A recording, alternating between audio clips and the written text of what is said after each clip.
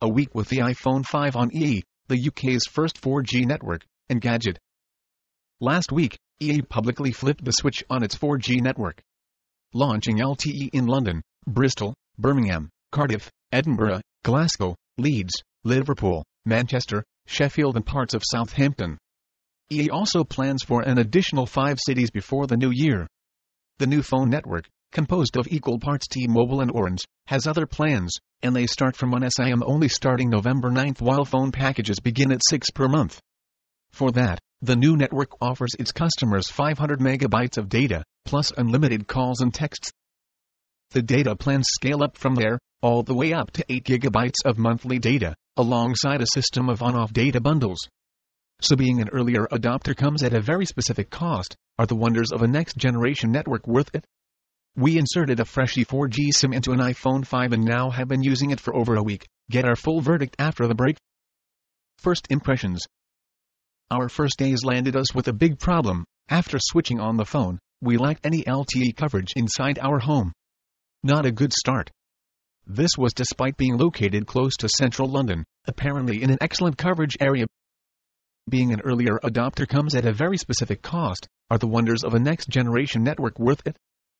We got the briefest appearance of 1 bar of LTE reception, but were largely left with 3G reception only indoors, and patchy 4G signal outdoors. However, after getting in contact with EE, we noted a huge difference a few days later. Consistently netting 4 bars of signal indoors for the rest of our time testing across London. When we informed EE of our early woes, it reinforced that it's continuing to expand DCHSPA coverage alongside its 4G rollout, but it's certainly worth testing your postcode on its site ahead of any investment. You're paying a premium for that 4G signal, so you'd best ensure you're getting it. Coverage.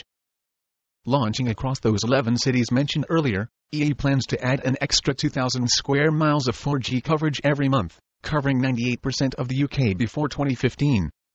But, at the moment, you'll be constricted to getting the full power of the network in urban areas. We'll focus on our experiences in London and, aside from that early hiccup, we had a consistent LTE signal outdoors, across east and west of the capital, and both north and south of the river. We got our strongest download speeds within Zone 1 reaching as high as 50 Mbps, despite the difficulty of penetrating all those high-rise buildings. Occasionally, however, a weak LTE signal saw our phone juggle between LTE and 3G, uncertain of which to plump for. Similarly, a low 4G signal saw our speed test results approaching typical EHSPA plus results. However, what was immediately apparent outside of LTE coverage was how much 3G coverage had improved. We tried to circulate our SIMs in our review models, and the recent improvements to Orange and T-Mobile's network are substantial. We found improved 3G reception in addition to superb HSPA/DCHSPA speeds that sometimes reached around 10 Mbps, much better than we've seen on shared network in the past. We got our strongest download speeds within London's Zone 1, reaching as high as 50 Mbps. How about indoors? EE has repurposed its 1800 MHz spectrum to launch its next-generation network, but there are concerns about how its performance would fare when lower bands set to be auctioned next year offer better building penetration. Well, we didn't experience many issues, from the majority of shops, houses and other buildings we tested where we were able to hold onto an LTE signal, although we did note a slight drop in signal quality and speeds. When it did fail, we either fell to a strong HSPA signal, or were in an area where we got no reception across any of our devices across the UK networks. Conversely, the 1800 MHz spectrum is well placed to offer a balance of urban and suburban reception, which will likely help those plans for countrywide expansion. Speeds. Compared to those rocketing speeds when we tested EE's network at its unveiling, we noted more realistic speeds. We say realistic. Over in the US, many early LTE adopters would nod in agreement that both download and upload speeds reduced as their network grew, taking on more users as they upgraded their phones to 4G. As it stands, however, we got results above what we noted for AT&T's first LTE device, the HTC Vivid.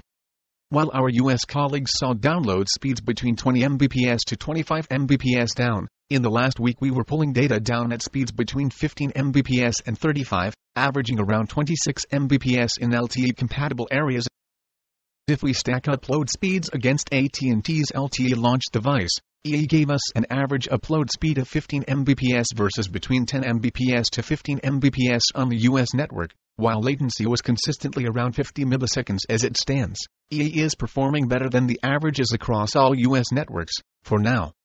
Now, these speeds could also decrease as more users hop onto the network, but you can expect these impressive numbers to hold for a while, and as long as they do, there's no comparison for data speed. We set both phones to download Rovio's latest bestseller Bad Piggies, with a 41 MB app landing in 22 seconds on our 4G competitor.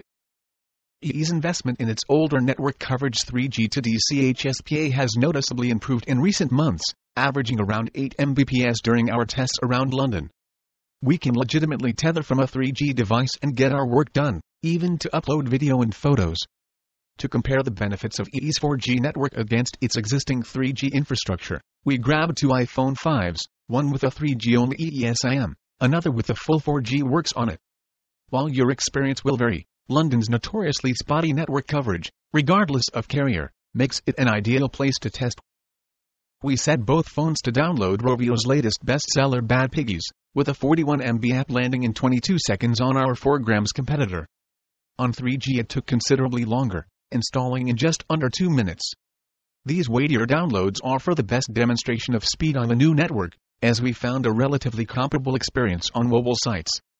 Larger, denser sites were often loading 5 times faster on the LTE iPhone. The experience on the 4G iPhone 5 is like being connected to Wi-Fi, venturing into the center of London, the epicenter of EE's network rollout, and getting Apple's 3D maps to almost instantly generate, at high resolution, gave us goosebumps.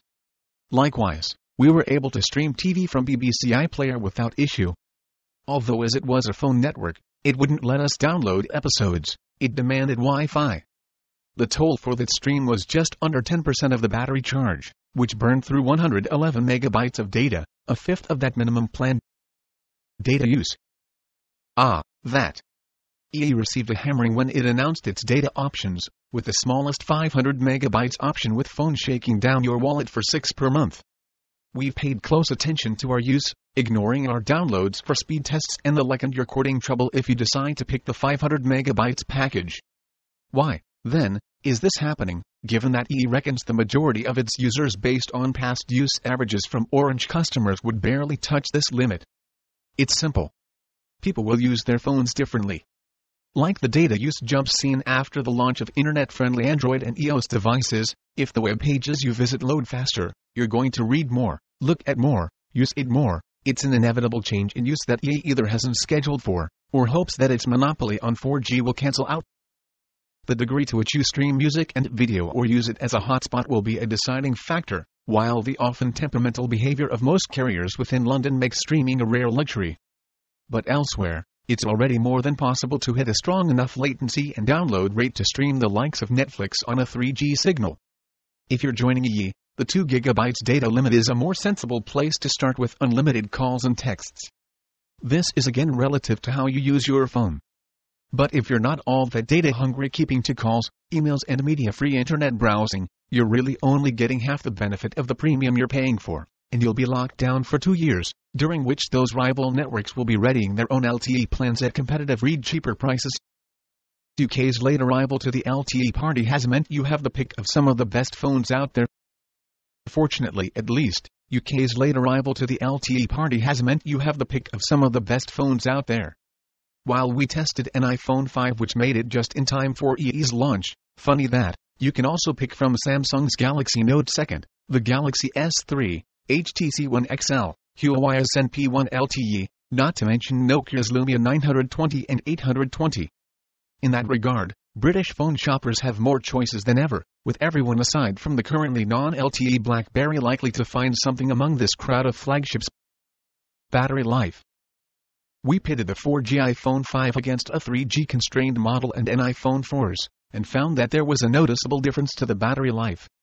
We set up notifications for email, Twitter and Facebook, made a few calls, downloaded an app and browsed sites on both devices, reaching 2 hours longer on 4G than on 3G. Given that both are running on the same hardware, Apple's latest phone is an 4G device that's sold on several 3G-only networks. It's not surprising to see the efficiency inherent in the newer network showing up during our battery tests, but we were surprised that they were visible with only moderate data use. Wrap up. The future of mobile networks has finally arrived in the UK, but it lands at a heavy cost. What's more, several networks including EE's dad, T-Mobile, still offer unlimited data on HSPA, and the speed and quality of coverage in the UK has recently started improving. Honestly, it was predictable that LTE would arrive at such a premium. 4G is a captive market for EE, and it's going to stay that way for a fair bit longer, but not 2 years, which is the basis for all EE's contracts. That 500 megabytes minimum plan is a tough sell, and buyers would do well to monitor how much data they're using at the moment, and pick a data option that's beyond that. Not first buy more.